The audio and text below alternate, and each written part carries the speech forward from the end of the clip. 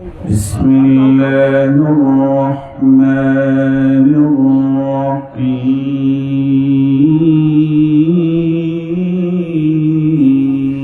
الرحيم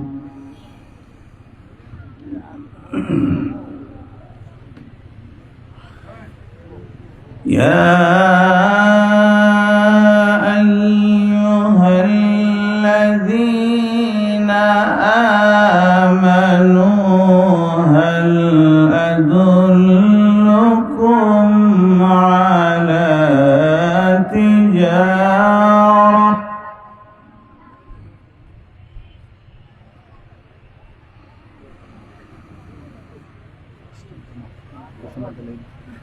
هل أدلكم على تجارة تنجيكم من عذاب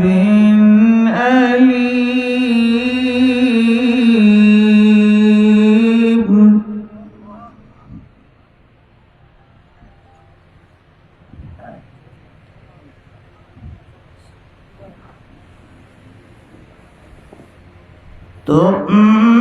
تؤمنون بالله ورسوله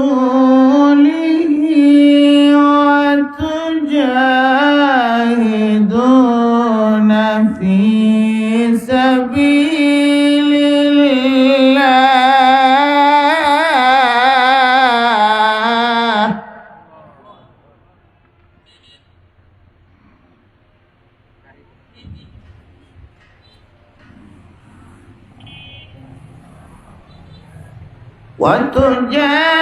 وتجاهدون في سبيل الله بأموالكم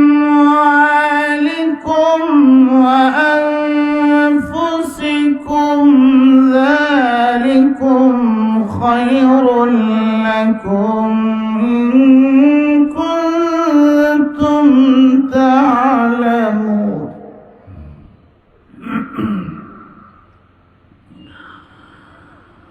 ذلكم خير لكم إن كنتم تعلمون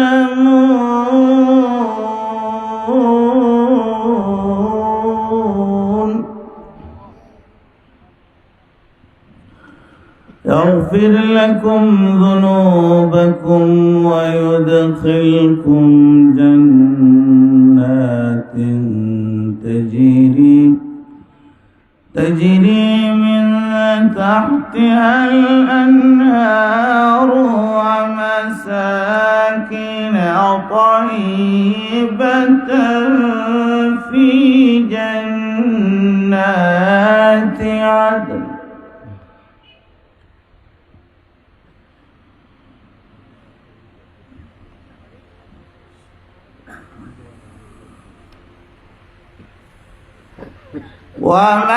ومساكن طيبة في جنات عدن ذلك الفوز العظيم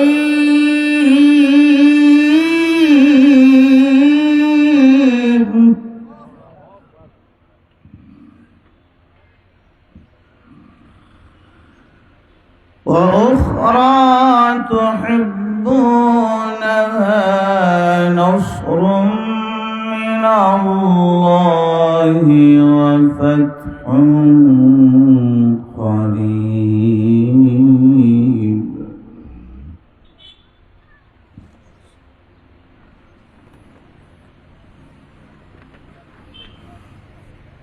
وأخرى تحبونها نصر من الله وفتح قريب وبشر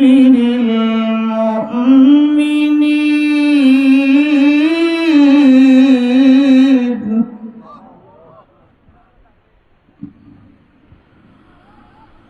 সবাই বলি সাদাকাল্লাহুল আযীম।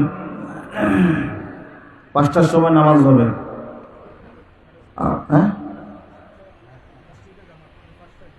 হ্যাঁ, মাঠে 5টার সময় জামাত হবে এখানে, আর মসজিদের সময় হবে। আজানের সময় বাইরে মাইক 5 মিনিট বন্ধ রাখবেন, সমস্যা নেই। আর আপনারা একটু সামনে এসে বসেন, সুন্দর করে বসলে ভালো হবে। আপনাদের শুনতে ভালো লাগবে, আমারও বলতে ভালো লাগবে ইনশাআল্লাহ। বিষয় যেহেতু নির্ধারিত আছে, তো নির্ধারিত বিষয়ের উপরই গুছালো কিছু কথা অল্প সময়ের ভিতরে শুনে নি। আল্লাহ তাআলা আপনাকে আমাকে তৌফিক দান করুন, বলেন আমিন।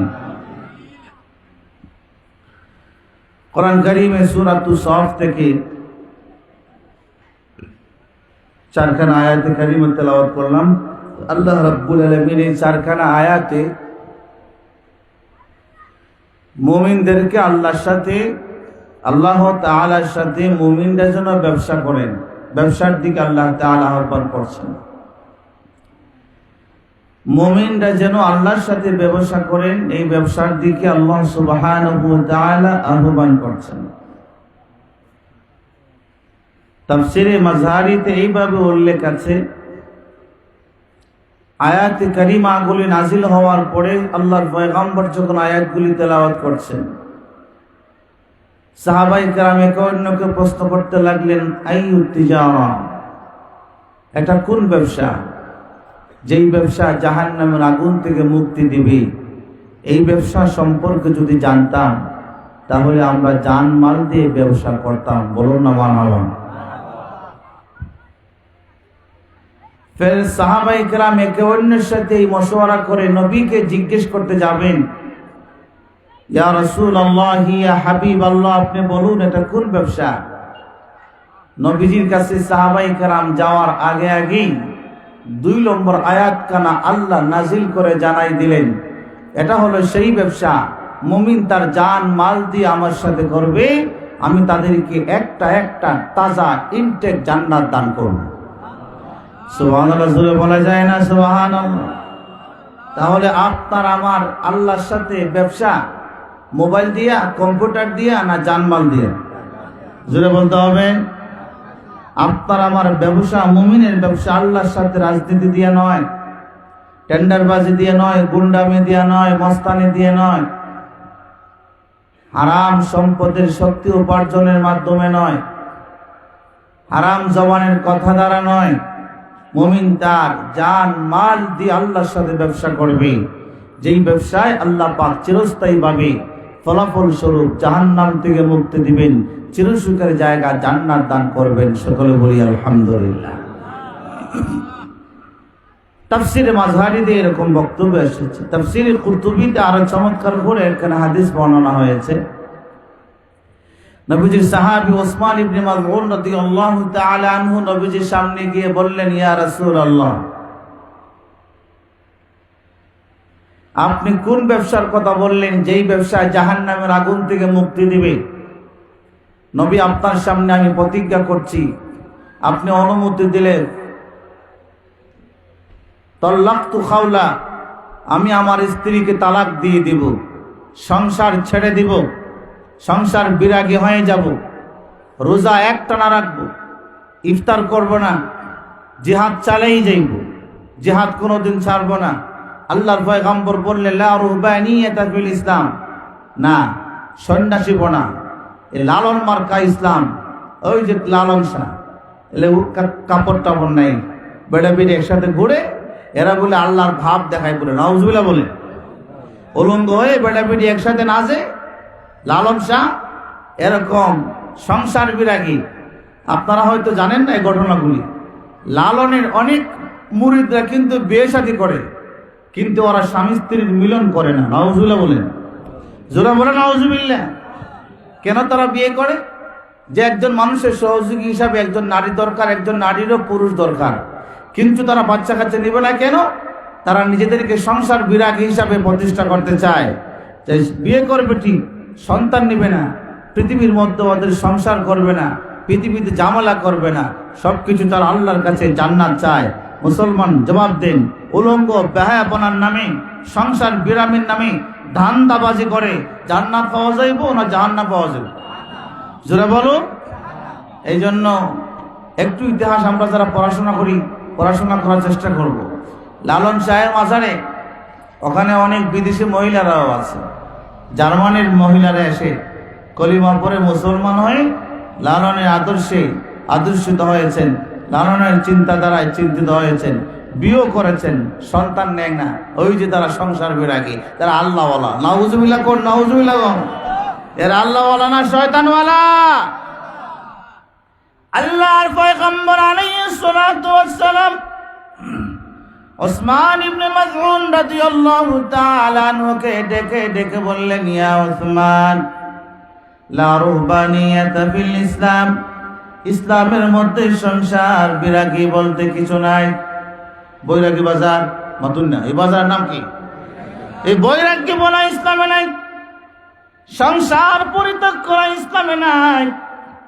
ও উসমান, তুমি জানো নি মিন সুন্নাতিল মানাম অমিন সুন্নাতিল জিহাদ অমিন সুন্নাতিল নিকাহ ফামান রাগিবা আন সুন্নতি ফালাইসা মিন্নি। আমি নবীজি রোজাও রাখি, রোজা ভাঙি, রাতের বেলায় তাহাজ্জুদ করি, স্ত্রীর কাছেও যাই, জিহাদের ময়দানও আমার জীবন পরিচালনা করি। ওরে ওসমান, তোমার জীবনটার মধ্যে তোমার জান মাল দিয়ে যদি আমি আমার আল্লাহর রাস্তায় ব্যয় করে জান্নাতটা যদি নিতে পারো, আল্লাহ ওই ব্যবসার কথা বলেছেন, সংসার ছেড়ে দেওয়ার কথা আল্লাহ রাব্বুল আলামিন বলেন নাই। এই কারণে পয়গম্বর আরবি সাহাবায়ে কেরাম প্রশ্ন করতে গেলেন নবীকে, নবীজি কি জবাব দিবেন? এর আগে আল্লাহ আয়াত নাযিল করে জানাই দিলেন পয়গম্বর, তুমিনুনা বিল্লাহ, দুনিয়ার মানুষ জান্নাতের বিনিময়ে তাদের জান মাল আমাকে দিয়ে দিবে। তুমিনুনা বিল্লাহ, এই মানুষগুলো আল্লাহর উপর ঈমান আনবে, ওয়া রাসূলিহি, পয়গম্বর রাসূলের উপর ঈমান আনবে, ওয়াতুজাহিদুনা ফি সাবিলিল্লাহ, সম্পদ দিয়ে জান বিআমওয়ালিকুম ওয়া আনফুসিকুম, তারা তাদের জান মাল দিয়ে মালিকের রাস্তায় জিহাদ করবে, সংগ্রাম করে যাবে, এর বিনিময়ে আমি তাদেরকে দেব জান্নাত। সাহাবায়ে কেরাম নবীজির সামনে হাজির হইলেন, এমনি পয়গম্বর রহমতের কণ্ঠে কোরআন কারীম তেলাওয়াত করে করে শোনান, ইয়া আইয়ুহাল্লাযীনা আমানু হাল আদুল্লুকুম আলা তিজারা هل أدلكم على تجارة تنجيكم من عذاب أليم। বলুন আল্লাহু আকবার, বলুন আল্লাহু আকবার। হে ঈমানদারেরা, তোমাদেরকে কি আমি আল্লাহ এমন কোন ব্যবসায়ের সংবাদ তোমাদেরকে দিব যেই ব্যবসার মাধ্যমে তোমরা জাহান্নামের আগুন থেকে মুক্তি পাইবে? সাহাবায়ে কেরাম নবীকে ব্যবসা সম্পর্কে জিজ্ঞেস করতে যাইবেন, আল্লাহ তাআলা দ্বিতীয় আয়াত নাযিল করে জানাই দিলেন, তুমিনুনা বিল্লাহ, এই ব্যবসার নাম হলো আমি আল্লাহর উপর ঈমান আনা, আমার রাসূলের উপর ঈমান আনা। ওই ব্যবসার নাম হলো ওয়াতুজাহিদুনা ফি সাবিলিল্লাহি বিআমওয়ালিকুম ওয়া আনফুসিকুম, তোমরা তোমাদের জান মাল দিয়ে আমি আল্লাহর রাস্তায় লড়াই করবে, এর বিনিময়ে তোমাদেরকে আমি চিরসুখের জায়গা জান্নাত দান করব। সাহাবায়ে কেরাম পনার প্রতিজ্ঞা করেছেন, ও রাসূল, আপনার সামনে ওয়াদা করলাম, জীবন দিতে হয় দিব, সম্পদ দিতে হয় সব দিব, সবকিছু আপনার সামনে অর্পণ করলাম, জান্নাতটাই আমরা চাই। সুবহানাল্লাহ, জোরে বলা যায় না সুবহানাল্লাহ? সাহাবায়ে কেরাম পয়গম্বর আরবির সামনে গিয়ে বসলেন, আল্লাহু আকবার। নবীর সাহাবীরা নবীজির সামনে বসা, এমনি সাহাবায়ে কেরামের সামনে নবীজির একজন সাহাবী আব্দুল্লাহ ইবনে ওমর রাদিয়াল্লাহু তাআলা আনহু গিয়ে হাজির। আমার স্মৃতিশক্তি যদি আমাকে ভুল না বলে, তাহলে 2032 নম্বর হাদিস তিরমিজির মধ্যে বর্ণনা হয়েছে। পয়গম্বর আরবি ডেকে ডেকে বললেন, আমার সাহাবীরা, আমার ইমানদার বান্দা বান্দিগুলোর জানাইয়ে দিও, আমার ইমানদার বান্দা বান্দির জীবনটা আল্লাহর কাছে এতটাই দামি, এতটাই দামি, কাবা ঘরের সম্মান যতটুকু একজন মুমিনের সম্মান আল্লাহর কাছে তার চাইতেও বেশি। এই আজানটা শেষ হোক, এই মসজিদের আজানটা শেষ হোক, আমরা আজানের জবাব দিয়ে দিই। কেউ উঠবেন না, ছোট্ট করে আমি সুন্দর একটা আলোচনা আপনাদেরকে শোনাতে চাই ইনশাআল্লাহ।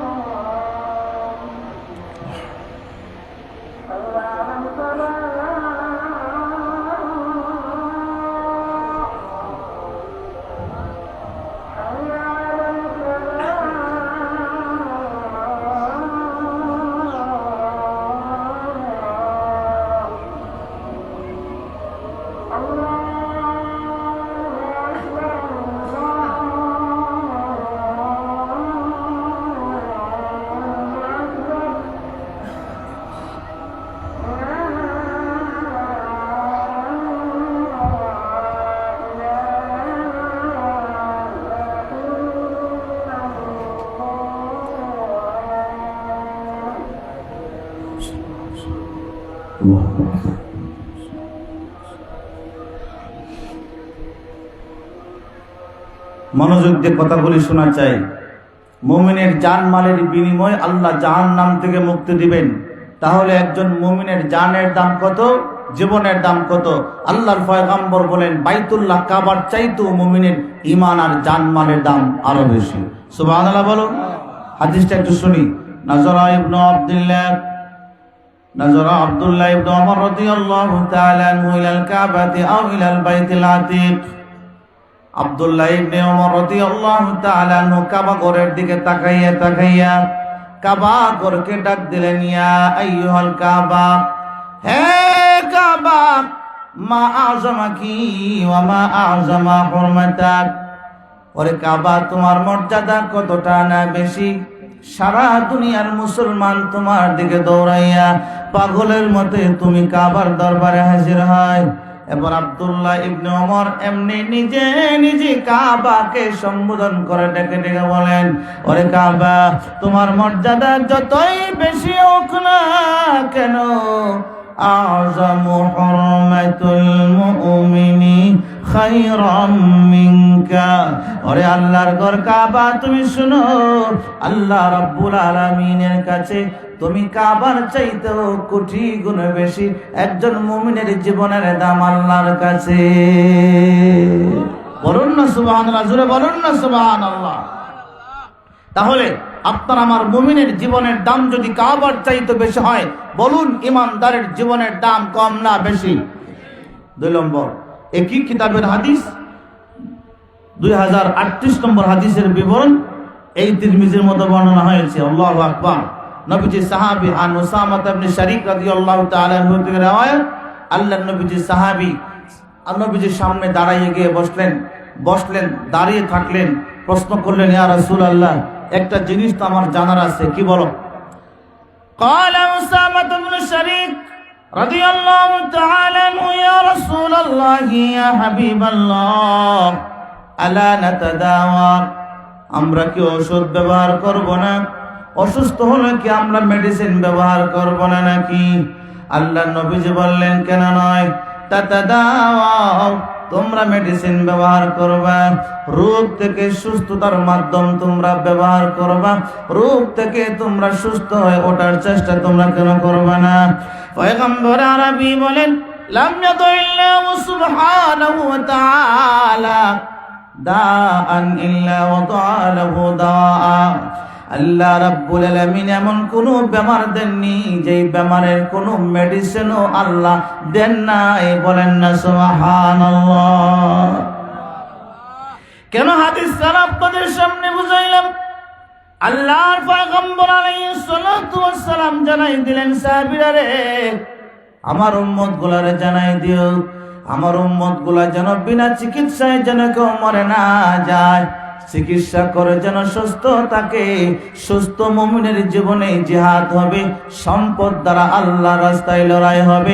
সুস্থ মুমিনের ইবাদতের প্রতিটা সিজদার বিনিময়ে এক এক কদম করে মুমিন জান্নাতের কাছাকাছি চলে যাবে। মুমিন যেন অসুস্থ হয়ে মরে না যায়, মেডিসিন ব্যবহার করে যেন মুমিন বেঁচে থাকে, কারণ ওই মুমিনটাকে আমি আল্লাহ দান করব আমার তৈরি জান্নাত।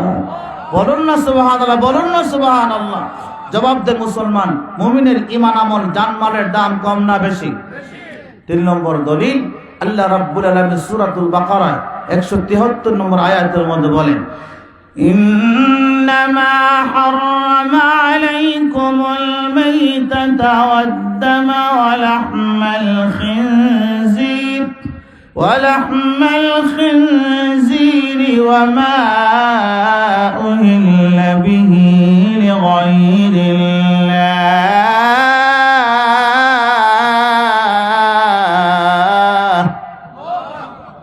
বলেন যেই হালাল পশু, হালাল যে গরু বকরিরে যদি জবাই করা হয়, বিসমিল্লাহ যদি না বলা হয়, এটা খাওয়া হালাল না হারাম? রক্ত খাওয়া হালাল না হারাম? শুয়োরের গোশত খাওয়া হালাল না হারাম? হারাম, হ্যাঁ হারাম। এবার আল্লাহ রাব্বুল আলামিন বলেন, ফামান ইত্তুররা গায়রা বাগিন ওয়ালা আদিন ফালা ইসমা আলাইহি। আল্লাহু আকবার বলেন, আল্লাহু আকবার। আল্লাহ রাব্বুল আলামিন বলেন, পয়গম্বর আমার যদি কোন ইমানদার বান্দা এমন জায়গায় গিয়ে পৌঁছে যেখানে আমার ইমানদার বান্দা হালাল কোনো খাদ্য পায় না, মরে যাবে না খেয়ে দুনিয়া থেকে বিদায় নেবে, আমার বান্দা বান্দি যেন না খাইয়া মরে, না খাইয়ে যেন না মরে। আল্লাহ রাব্বুল আলামিন বলেন, আমার ইমানদার বান্দা বান্দি হালাল কোনো খাবার যদি নাও পায়, এইটুকু হারাম খাদ্য গ্রহণ করতে পারবে, যতটুকু লাগবে তার জীবনটাকে বাঁচিয়ে রাখতে। আমার মুমিনের জীবন বাঁচাতে হলে গো পয়গম্বর জানাই দাও, আমি আল্লাহ জানাইয়া দিয়েছি, অল্প হারাম খাদ্য খাওয়ার পরেও যদি তার জীবনটাকে অপারগতা অবস্থায় বাঁচাইয়া রাখতে হয়, বাঁচিয়ে যেন রাখে, আমার ইমানদার যেন না খাইয়া নিজেকে ধ্বংস করে না দেয় গো নবী। কারণ আমার মুমিন যদি বেঁচে থাকে, দৈনিক 5 ওয়াক্ত নামাজ বাড়াবে, সম্পদ দ্বারা আল্লাহর রাস্তায় লড়াই করে যাবে, আমার মুমিনের প্রতিদিন বেঁচে থাকবে, সাজদা করে করে প্রতিটা কদমে কদমে জান্নাতে যাবে, প্রতিটা বার সুবহানাল্লাহ আলহামদুলিল্লাহ বলবে, প্রতিটা মুহূর্তে সম্পদ আমি আল্লাহর রাস্তায় দান করে করে জান্নাতের সাথে আমি দি মালিকের সাথে ব্যবসা করতে চাইবে। ওগো পয়গম্বর জানিয়ে দাও, আমি দুনিয়াতে যদি ওটা হারাম করে দিয়েছি, আমার মুমিন বান্দা না খাইয়া মরবে হতে পারে না, জরুরত পরিমাণ হারাম খাদ্যটাও যেন গ্রহণ করে বেঁচে থাকে। কারণ বেঁচে থাকলেই মুমিনকে আমি দিয়ে লড়াই করাবো, আমার দিন জিন্দা পৃথিবীতে রাখাবো। আমার ইমানদার বান্দা বান্দে আমার প্রয়োজন। ও মুসলমান জবাব দিন, আপনি আমার মুমিনার জান মালের দাম আল্লাহর কাছে কম না বেশি? 3টা দলিল দিলাম, 4 নম্বর আরেকখানা দলিল শুনেন মুমিন মুসলমান। আল্লাহু আকবার। আবু দাউদ শরীফের একদম কিতাবুত তাহারার একদম শুরুতে 336 নম্বর হাদিসের বিবরণ। যদি আমার স্মরণ শক্তি যদি আমাকে বলে, নবীজির সাহাবায়ে کرام ডেকে বলেন, সাফরনা খরজনা ফি সাফারি। নবীজির সাহাবীরা বলেন, আমরা একটা সফরের মধ্যে বের হইলাম। সাহাবায়ে কেরাম বলেন, সফরের মধ্যে বের হইলাম। এমনি সাহাবী ডেকে বলেন, আখাযা হাজারুন রাসা আহাদিনা, আমাদের একজন সাথীর মাথার মধ্যে পাথর আঘাত করেছে, পাথর। ও মুসলমান জবাব দিন, মাথার মধ্যে যদি পাথর লাগে রক্ত বাইরিব না পানি বাইরিব? জোরে বল নাকি? আল্লাহু আকবার। ফাশাজ্জাহু রাসূল, সাহাবী বলেন, যেই সাহাবীর মাথায় পাথর লেগেছে, পাথর, ওই সাহাবীর মাথাটা ফেটে একদম মাথার কুল্লির শক্ত হাড্ডিটাও ফেটে গেছে। ভিতরে যদি আলো বাতাস যদি ঢুকে, পানি যদি ঢুকে, সাহাবীর মৃত্যুর সম্ভাবনা রয়েছে। এমনি সাহাবীর মাথায় ব্যান্ডেজ করে দেওয়া হলো। সাহাবী বিকাল বেলায় যখন আজান যখন হলো, নামাজ পড়ার জন্য ওযু করতে হবে। আল্লাহু আকবার। আল্লাহ ইহতালামাল লাইল, এই অবস্থায় রাতের বেলায় ঘুমের ভিতরে সাহাবীর স্বপ্ন দোষ হয়েছে। স্বপ্ন দোষ হলে গোসল করা সুন্নাত না মুস্তাহাব? হ্যাঁ, ফরজ। একবারে একদিন জিজ্ঞাসি বেটা গোসল কেমনে ফরজ হয় খোসান? বলে হুজুর শুনছি 3 বার প্রস্রাব করলে বলে গোসল ফরজ হয়। নাউজুবিল্লাহ কম। এখনো মুসলমান গরু মার্কার মুসলমান আছে, এখনো গরু খাওয়া মুসলমান আছে, গোসল কিভাবে ফরজ হয় তাও জানে না। তো সাহাবী রাতের বেলায়, সময় তো কম, শর্টকাট বলতে হবে, রাতের বেলায় সাহাবীর স্বপ্নদোষ হয়ে গেছে, এখন গোসল করা লাগবে না নামাজ পড়তে হলে? তো সাহাবী বড় বড় সাহাবীদের কাছে গিয়ে জিজ্ঞেস করলেন, হাল তাজিদু লি রুখসা, তোমরা কি আমার জন্য কোনো রুখসত আছে?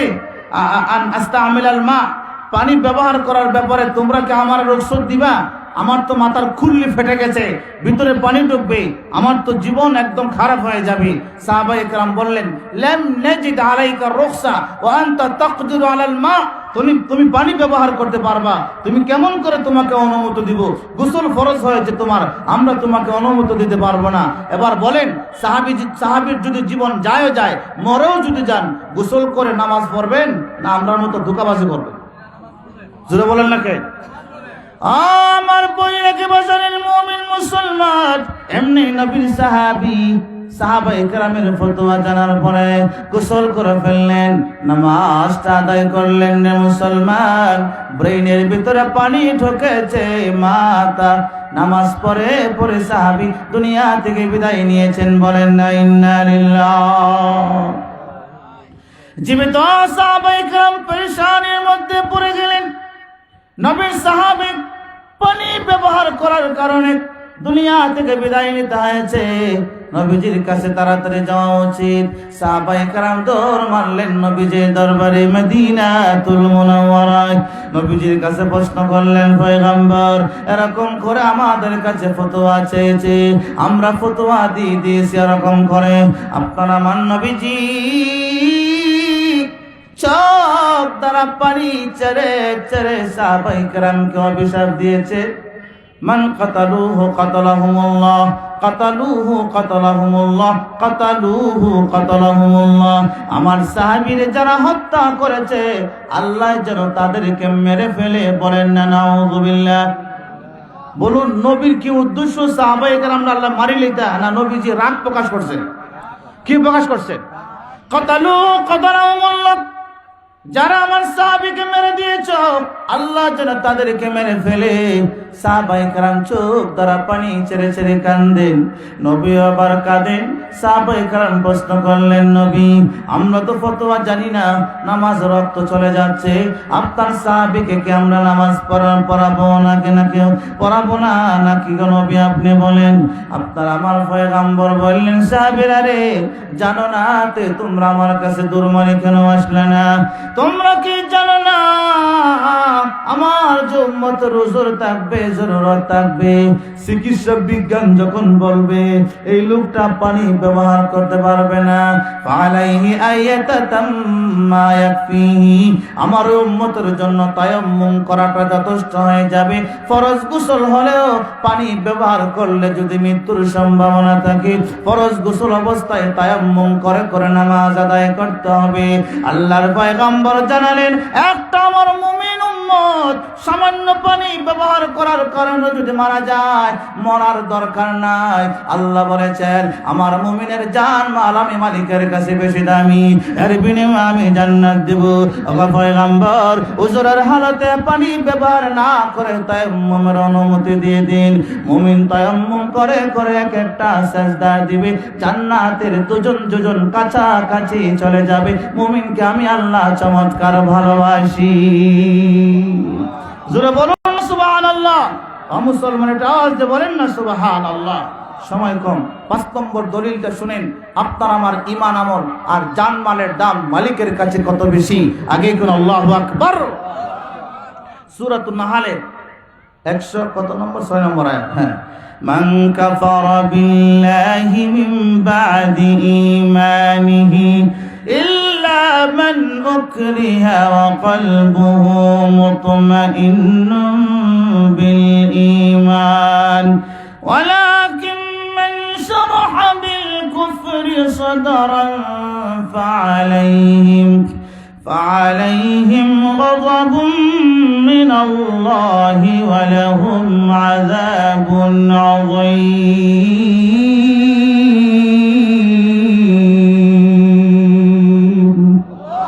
বলুন না আল্লাহু আকবার, বলেন বলেন আল্লাহ। এটা কার ওয়াজ? জোরে বলেন, এটা কার আয়াত? কে নাজিল করছেন? মনোযোগ দেন, বিষয়ভিত্তিক বয়ান, এই জন্য মনোযোগ লাগবে। মান কাফারা বিল্লাহি মিন বাদি ঈমানি, মনোযোগ। কোন ব্যক্তি যদি ঈমান আনার পরে যদি বলেন আমি ইসলাম আর মানি না, এটা মুরতাদ। এটা কি? মুরতাদ। ঈমান গ্রহণ করার পরে ছেড়ে দিলে মুরতাদ। মনোযোগ। মুরতাদের গোসল নাই, দাফন নাই, জানাজা নাই, কিচ্ছু নাই, এটারে মাটির ছাপা মাটি দেন। নাউজুবিল্লাহ বলেন। এবার আল্লাহ রাব্বুল আলামিন বলে ইল্লা মা নুকরিহা, কোন ব্যক্তির সিনা বরাবর যদি তরবারি ধরে দেওয়া হয়, বন্দুকের নল লাগায় যদি বলা হয় ওরে আব্দুল্লাহ বল বল আল্লাহ নাই, বল রাসূল মানি না, বলো জান্নাত মানি না, আল্লাহ মানি না, বলো তুমি কোরআন মানি না, যদি না বলো তোমাকে হত্যা করে ফেলবো, মেরে ফেলবো। আল্লাহ রাব্বুল আলামিন বলেন পয়গম্বর না গো, নবী না, আমার ইমানদার যেন বুলেটের সামনে যেন মরে না যায়, আমার ইমানদার বান্দা যেন দুই টুটার জবানটা ব্যবহার করে যেন একবার যেন বলে ফেলে আল্লাহ মানি না, আল্লাহ মানি না বলে ফেলে। যদি আমার মুমিন যদি কলবু মুতমাইন্নুম বিল ঈমান, আমার ইমানদার বান্দার কলিজার ভিতরে যদি ঈমানটা তাজা থাকে, পরিপূর্ণ থাকে, জীবন বাঁচানোর জন্য যদি কুফরি শব্দ যদি একবার বলতে হয়, আমার ইমানদার বান্দা বান্দি যারা কুফরি শব্দ বলেও বেঁচে থাকে, আমার মুমিনের কলবে যে ঈমান রয়েছে ওই ঈমানের দাম আমি আল্লাহর কাছে বেশি।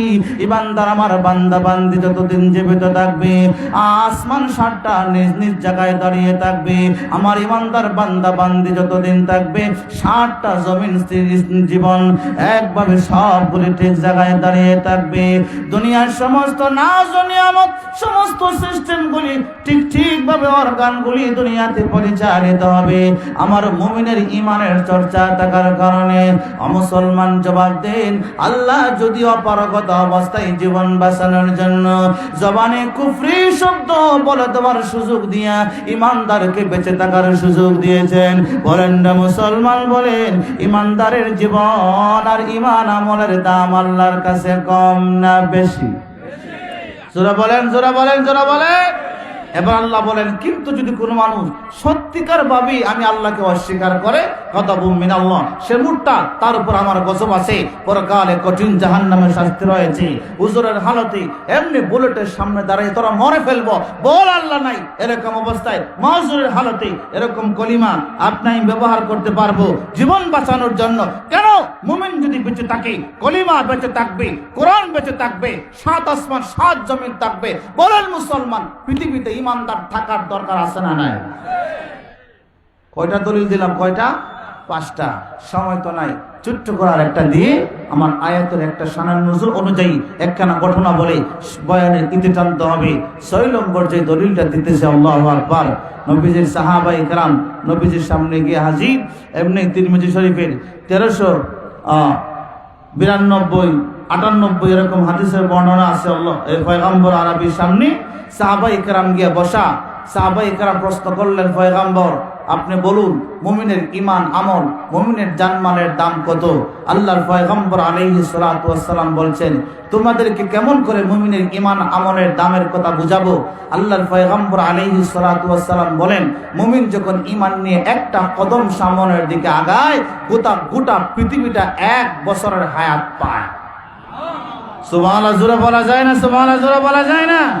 জবাব দেন আপনার আমার মুমিনের ঈমান আমলের দাম কম না বেশি? বুখারী শরীফে 48 নম্বর হাদিসের মধ্যে আছে, সিবাবুল মুমিনিনা ফুসুকুন ওয়া কিতালুহু কুফরুন। আল্লাহু আকবার।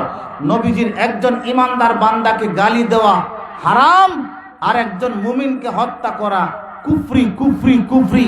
তাহলে বলুন, মুমিনকে হত্যা করা যদি কুফরি হয়, মুমিনকে বাঁচিয়ে রাখার দরকার আছে না নাই? 1395-98 নম্বর হাদিসের বর্ণনা। আল্লাহর পয়গম্বর আলাইহিস সালাতু ওয়াস সালাম বলেন, মনোযোগ, লাউ আন্না আহলাস সামাই ওয়াল আরদ ইশতারাকু আলা রাজুলিন মুসলিম মুমিন ফি দামি মুমিন। কোন একজন মুমিনকে যদি, মনোযোগ, কোন একজন মুমিনকে যদি আসমানের সকল ফেরেশতা জমা হইয়া, দুনিয়ার সকল মানুষ জমা হইয়া, আসমানবাসী এবং জমিনবাসী সকল যদি একত্রিত হয়ে একজন মুমিনকে হত্যা করে, আল্লাহর পয়গম্বর বলেন ওই দুনিয়াটা ধ্বংস করে দেওয়ার চাইতে একজন মুমিনকে হত্যা করা মালিকের কাছে আরো কঠিন। সারা দুনিয়া ধ্বংস করলে যেই ক্ষতি হবে, একজন মুমিনকে ধ্বংস করলে তার চাইতে বেশি ক্ষতি হবে। 1398 নম্বর হাদিসের তিরমিজিতে আল্লাহর পয়গম্বর বলেন লা আকাবুহুমুল্লাহু ফিন্নার, আসমানের সকল ফেরেশতা, দুনিয়ার সকল মানুষ যদি একজন মুমিনকে হত্যা করে, সমস্ত ফেরেশতা এবং মানুষকে আল্লাহ মাথাটা নিচের দিকে দিয়া পা উপরের দিকে লটকাইয়া ফেরেশতা এবং সকল মানুষকে একজন মুমিন হত্যা করার দায়ে জাহান্নামে উল্টাইয়া শাস্তি দিবেন। জবাব দেন মুসলমান, দুনিয়া ধ্বংস হয়ে যাওয়া একজন মুমিনের চাইতে যদি মালিকের কাছে আর তুচ্ছ হয়, মুমিন আপনার আমার দাম আল্লাহর কাছে কম না বেশি? জোরে বলেন না কেন? শেষ করতে হবে মুমিন মুসলমান। এমনি নবীজির সাহাবায়ে কেরাম নবীজির সামনে গিয়ে হাজির। ওগো পয়গম্বর, আরবি বদরের যুদ্ধে তো ঘোষণা হয়ে গেল, আমরা জিহাদের মধ্যে শরীক হব, আমরা কি এরকম করে মর্যাদা পাবো কি? আল্লাহ নবীজি বললেন, তাহলে আল্লাহ তোমাদেরকে না দিলে আল্লাহ কি কুত্তার শোরে দেওয়ার জন্য ঘোষণা দিবেন নাকি না? তোমাদের জন্য আল্লাহ ওয়া মাসাকিনা তাইয়িবাতান ফি জান্নাতি আদন, পবিত্র জান্নাতে তোমাদের বাসগৃহ আল্লাহ তৈরি করে রেখেছেন। সাহাবায়ে কেরাম প্রস্তুতি গ্রহণ করলেন। আল্লাহু আকবার। নবীজির চাচা হযরত আমির হামজা রাদিয়াল্লাহু তাআলা আনহু একদম কাফেরদেরকে হত্যা করতে করতে কাফেরদের একদম ভিড়ের ভিতরে চলে গেলেন। হযরত হামজা ওদেরকে মেরে ফেললেন, জীবন নিয়ে চলে আসলেন। ওই সময় সিবা নামে একজন কাফেরের বাচ্চা ও পরামর্শ করলো, যদি কোনোদিন হযরত হামজাকে সুযোগ পাই হত্যা না করে আমি ছাড়বো না। জোহাদের ময়দানে ওহুদের প্রান্তে যুদ্ধের দামামা বেজে উঠেছে। সাহাবায়ে কেরাম ওহুদের ময়দানে রওনা হলেন। নবীজির সাহাবীরা নবীজির সামনে লড়াই করতে আরম্ভ করলেন। মুসলমান আল্লাহু আকবার বলেন না, আল্লাহু আকবার। সাহাবায়ে কেরাম জীবন ধরে হাজার হাজার বেঈমানের সামনে ওই গুটি কয়েকজন সাহাবায়ে কেরাম লড়াইয়ের মধ্যে মত্ত হয়ে গেলেন। এমনি সাহাবায়ে কেরাম তরবারির ঝনঝনানি দিয়া কাফেরগুলোকে কসু কাটা করে দুনিয়া থেকে বিদায় করে দিচ্ছেন। আপনারা জানেন, শেষ পর্যন্ত সাহাবায়ে কেরামের ছোট্ট একটা ভুল সিদ্ধান্তর কারণে, আল্লাহ অসন্তুষ্ট হয়ে যাওয়ার কারণে উহুদের বিজয়টা মুসলমানদের হাতছানি হয়ে গিয়েছিল। মুমিন মুসলমান, নবীজির দান মোবারক উহুদের প্রান্তে শহীদ হয়েছে। আল্লাহু আকবার। আল ইসাবা নামে হাদিসের কিতাবের মধ্যে হাদিস খানা উল্লেখ হয়েছে। আব্দুর রহমান মুবারকপুরি ওই আর রাহিকুল মাকতুমের মধ্যে হাদিস খানা উল্লেখ করেছেন। ঘটনাগুলা কি আল্লাহ রাব্বুল আলামিন জানাই দিলেন পয়গম্বর। আপনার 70 জন সাহাবী ওহুদের প্রান্তে লাশগুলাকে সিরিয়াল ধরে রেখে দেওয়া হয়েছে। ওগো নবী, আপনি জানেন না ওই লাশের কাতারে একজন মানুষ রয়েছে, সাদ ইবনে রাবিআ রাদিয়াল্লাহু তাআলা আনহু। বলেন সাদ ইবনে রাবিআ, বলেন সবাই। সাদ ইবনে রাবিআ রাদিয়াল্লাহু তাআলা আনহু নবীজি বললেন, ওগো পয়গম্বর, আপনার সাহাবী সাদ এখনো লাশের সারিতে জীবিত রয়েছে, তার জান এখনো লড়ে, তাড়াতাড়ি যান আপনার সাদের খবর নেন। এমনি নবীজি হযরত যায়েদ ইবনে সাবিত রাদিয়াল্লাহু তাআলা আনহুকে ডেকে বললেন, যায়েদ তাড়াতাড়ি যাও, আমার সাদ ইবনে রাবিআর খবর লাগাও না। নবীজির সাহাবী দৌড় মারলেন, সমস্ত লাশগুলোকে খুঁজে পান না। একদম লাশের সারির শেষ প্রান্তে গিয়ে দেখেন সাদ ইবনে রাবিআর সবগুলো নিস্তেজ হয়ে গেছে, রক্ত নাই, বডিটা সাদা হয়ে গেছে। 12টা থেকে 70টা তীর আর তরবারে আঘাত রয়েছে। এক ফোঁটা রক্ত সাহাবীর শরীরে নাই, চেহারাটা একদম ফ্যাকাশে সাদা হয়ে গেছে। এমনি সাহাবী তাকাই দেখেন সাদ ইবনে রাবিআর হাতটা এমনি করে আস্তে আস্তে নড়ে। নবীজি বললেন, আমার যায়েদ রে, আমার সাদকে যদি জীবিত পাও, ইয়াকরাউ আলাইকা মিন্নি সালাম, আলাইহি মিন্নি সালাম, আমার সাদকে আমি নবীর পক্ষ থেকে তুমি সালাম দিও।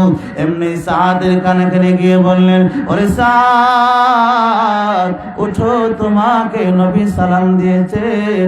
হযরত সাদ লাশের সারি থেকে ধপ করে শক্তি নিয়ে উঠে বসে নবীর সালামের জবাব দিলে।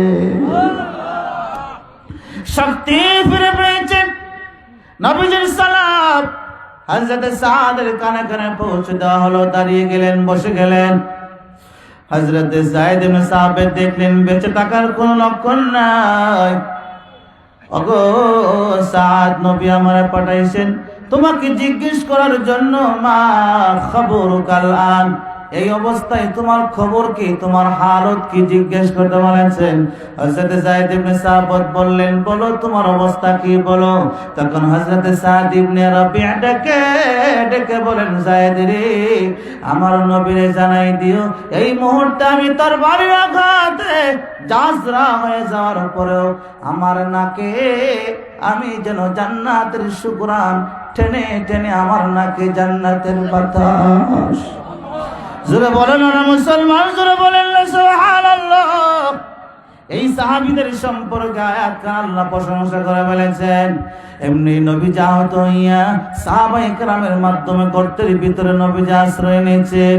মদিনার প্রান্তে প্রান্তে কে জানি ঘোষণাটুকু দিয়ে দিয়ে যাচ্ছে, ও মদিনার মেয়েরা রে, ও মদিনার বৃদ্ধ বাবারা, ও মদিনার যুবকরা শোনো, নবী নাই, নবী নাই, উহুদের প্রান্তে নবী শহীদ। সাহাবায়ে কেরাম পাগল পারা হয়ে গেলেন। আগের দিন হযরত হানজালা রাদিয়াল্লাহু তাআলা আনহুকে নবীজি নিজেই বিবাহ পড়াইয়া নিজের হাতে নবীজি খেজুরগুলি বন্টন করে দিয়েছেন। বিয়ের অনুষ্ঠানে পয়গম্বর আলামিন ছিলেন। রাতের বেলায় স্বামী স্ত্রী দুজন ঘুমিয়ে গেলেন। বাসর রজনীতে দুজনের মধ্যে মুজামাত হয়েছে, মিলন হয়ে গেছে। কে জানি ঘোষণা দিচ্ছে, নবী নাই, নবী নাই, নবী নাই, উহুদের ময়দানে শহীদ। হযরত হানজালা পরনের লুঙ্গিটাকে টাইট করে গিরে দিয়া তরবারিটা হাতে নিয়ে পূর্ব প্রস্তুতি সারা মদিনার প্রান্তে উহুদের প্রান্তে দৌড় মারলেন। ডেকে ডেকে বললেন, নবী নাই। এমনি কাফেরদের ভিড়ের ভেতরে হযরত হানজালা কসু কাটা করে বেঈমানদেরকে জাহান্নামে ফেলে দিচ্ছেন। আল্লাহু আকবার। হযরত হানজালা টিকতে পারেন নাই। তরবারির আঘাত ওনার পেটের তলায় এক বর্ণনা এসেছে এখানে, আরেক বর্ণনা এসে এখানে হাটের কাছে বল্লম দ্বারা আঘাত করা হয়েছে। শাহাদাত বরণ করেছে, পিনকি দিয়ে রক্তগুলি বার হয়ে গেছে। শাহাদাত বরণ করলেন। নবীজি উহুদের প্রান্তে সাহাবায়ে কেরামের লাশের সারি হাজির করা হলো। এমনি গুনে গুনে দেখা যায় 68 জন সাহাবী লাশ আছে, 2 জনের লাশ তো পাওয়া যায় না। কে নাই বলো রে। সাহাবায়ে কেরাম বলেন, নবী আপনার চাচা হযরত হামজার লাশ তো আমরা পাই না। সুবহানাল্লাহ বলেন। আরেকজনকে এমনি নবীজির সামনে বোরকা পরে হাজির হয়ে বলেন, একজন মহিলা, ইয়া রাসূলুল্লাহ, ইয়া হাবিবাল্লাহ, আমার হানজালা তো আমার বাসর ঘর থেকে দৌড় মেরে হাজির হয়েছে।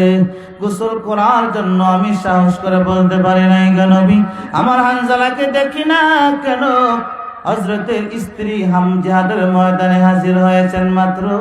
এমনি সাহাবায়ে কেরাম, নবী, ইয়া রাসূলুল্লাহ, ইয়া হাবিবাল্লাহ, আপনার সাহাবী হানজালার লাশ আমরা পেয়েছি। এমনি নবীজি দৌড় মারলেন, গিয়ে মুখটাকে খুলে দেখেন মাথার চুলগুলো যেন ভিজা ভিজা আছে, নতুন পোশাক যেন পরিয়ে দেওয়া হয়েছে, কাপড়ে একটা রক্তের দাগও নাই। আপনার আমার নবীজি এবং সাহাবায়ে কেরাম আশ্চর্যান্বিত হলেন। আসমান থেকে জিবরিল আমিন আগমন করে বললেন, পয়গম্বর, আপনার হানজালার বাসর করতে গিয়ে সে শহীদ হয়েছে। আপনার হানজালাকে আল্লাহ এতটা পরিমাণ কবুল করেছেন, আমাদেরকে আল্লাহ বলেছিলেন আসমানে নিয়ে যাওয়ার জন্য। আমরা আপনার হানজালাকে 3য় আসমানের উপর উঠাইয়া হাউজে কাউসারের পানি দ্বারা গোসল করাইয়া আপনার হানজালাকে আবার আমরা ফিরাইয়া দিয়ে গেলাম। জোরে বলুন না মুসলমান, আল্লাহু আকবার।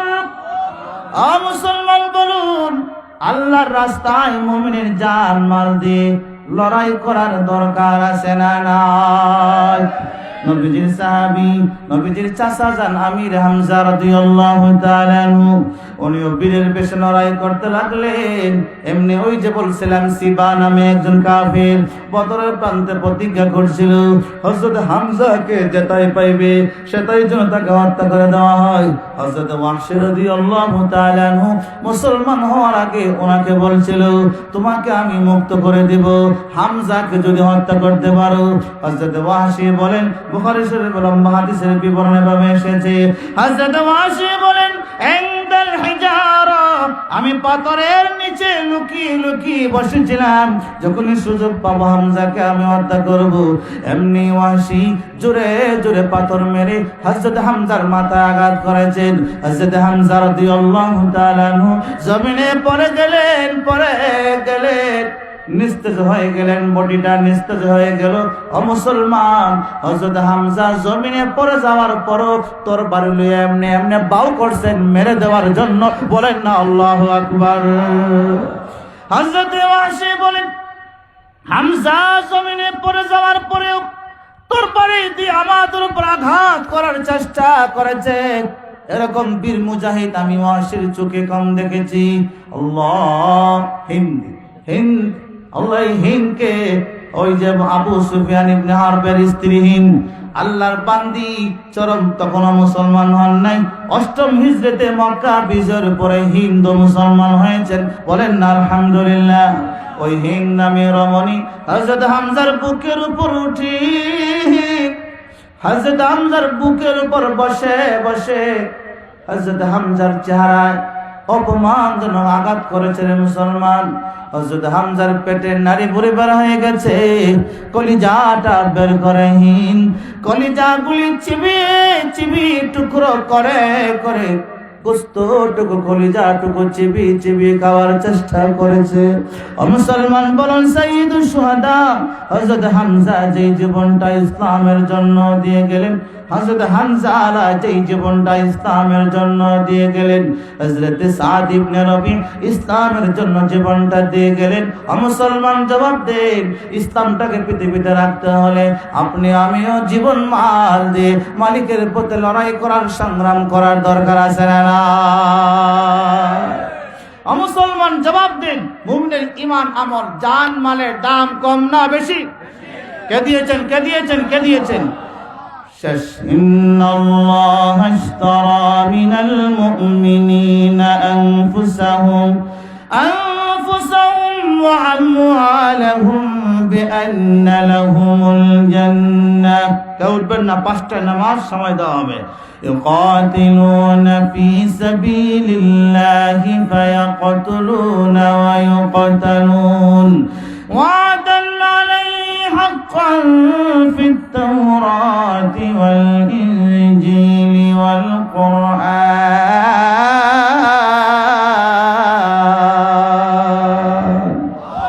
আল্লাহ পাক রব্বুল আলামিন বলেছেন, অপয়গম্বর জানাই দাও আল্লাহ জান্নাতের বিনিময়ে মুমিনের জানমাল কিনে নিয়েছেন। ও মুসলমান খেয়াল করুন, আল্লাহ বলছেন ইশতারা মিনাল মুমিনিনা আনফুসাহুম ওয়া আমওয়ালাহুম, আল্লাহ জান্নাতের বিনিময়ে আপনার আমার জানমাল কিনে নিয়েছেন। বলেন আপনার আমার জানমাল আমরা তো আছে না আল্লাহর কাছে বিক্রিত? জোরে বলেন না কে? আমাদের জানমাল জান্নাতের বিনিময়ে আল্লাহর কাছে বিক্রি অলরেডি করে দিয়েছি, মালিক কিনে নিয়েছেন। সুতরাং এই জানমালের মালিক আপনি আমি না আল্লাহ। সুতরাং আল্লাহর কাছে বিক্রিত পণ্য আমার মাল, আপনার আল্লাহর কাছে বিক্রিত আমার জান, আমার জীবন সম্পদ মালিকের কাছে যদি বিক্রিত হয়ে থাকে কোরআন সুন্নাহর জন্য, আল্লাহর জান্নাত পাওয়ার জন্য, আল্লাহকে সন্তুষ্টি করার জন্য, আপনার আমার জীবনে কিছু কিছু রক্ত কিছু কিছু সম্পদ দিয়ে দিয়ে আল্লাহর পথে লড়াই করার জন্য আপনি আমি আসি না নাই, হাতটা একটু আল্লাহরে দেখানো যায়নি। বলেন আল্লাহু আকবার, বলেন আল্লাহু আকবার। আল্লাহ পাক আপনার আমার জীবন যৌবন সম্পদ সবগুলোকে জান্নাতের বিনিময়ে আল্লাহর পথে সংগ্রাম করার জন্য কবুল করুন। সকলে বলেন আমিন। মুক্তসুদ দোয়া হবে, তারপরে ওযু যাবেন, আযান হবে, নামাজ হবে ইনশাআল্লাহ। আলহামদুলিল্লাহি রাব্বিল আলামিন ওয়াস সালাতু ওয়াস সালামু আলা আশরাফিল আমবিয়াই ওয়াল মুরসালিন ওয়া আলা আলিহি ওয়া আসহাবিহি আজমাইন। রব্বুল আলামিন আজকের ঐতিহাসিক বৈরাগী বাজারের ইত্তেহাদুল মুসলিমিন পরিষদের তাফসীর কোরআন মাহফিল কবুল আর মঞ্জুর করো।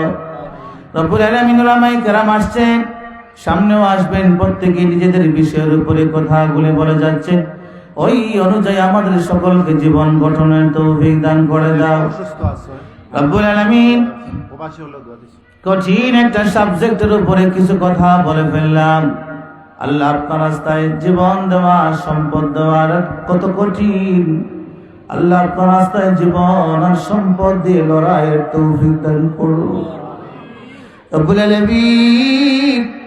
ইসলাম রক্ষা করার জন্য আমাদের জান মাল কবুল আর মঞ্জুর করে না। আতরাফের মধ্যে গান্ধীর আমল নামায় সব বলে পৌঁছাইয়ে দাও। যত বেমারি আসুন সুস্থতার জিন্দগি ফেরাই দাও। প্রবাসীরা দোয়া চেয়েছেন, প্রত্যেকের দোয়ার আবদারটুকু কবুল করো। দেশে এবং বিদেশে অনেক বেমারি আছেন মালিক, সবাইকে সুস্থতার জিন্দগি ফেরাই দাও আল্লাহ। এলাকাবাসীর সকলের সহযোগিতা সদকা খয়রাত কবুল আর মঞ্জুর করো আল্লাহ। আমাদের জীবনে সামান্য হলেও আপনার পথে কবুল না করিয়া কবরে ডাক দিও না গো আল্লাহ। মুসলমানের জবান জিকিরের জবান, তেলাওয়াতের জবান, তাকবীরের জবান, মুসলমানের জবান রে মদ গাঞ্জা ইয়াবা থেকে, বিড়ি সিগারেটের নাপাকি থেকে জবানকে মিসওয়াক দ্বারা পবিত্র বানানোর তৌফিক দাও আল্লাহ। মুমিনের জানমালের কত দাম, বেশ কয়েকগুলো আয়াত আর হাদিস দ্বারা তার প্রমাণ হয়ে গেল। রব্বুল আলামিন আপনি আমি আমাদের জীবন মালের সম্পদের দাম বুঝিয়া আপনার রাস্তায় লড়াইয়ের জন্য কবুল আর মঞ্জুর করেন। সুবহান রাব্বিকা রাব্বিল ইজ্জাতি আম্মা ইয়াসিফুন ওয়া সালামুন আলাল মুরসালিন ওয়ালহামদুলিল্লাহি রাব্বিল আলামিন বিরহমাতিকা ইয়া আরহামার রাহিমিন। আসসালামু আলাইকুম ওয়া রাহমাতুল্লাহ। আলহামদুলিল্লাহ, আমরা শাইখের কাছ থেকে গুরুত্বপূর্ণ তাফসীর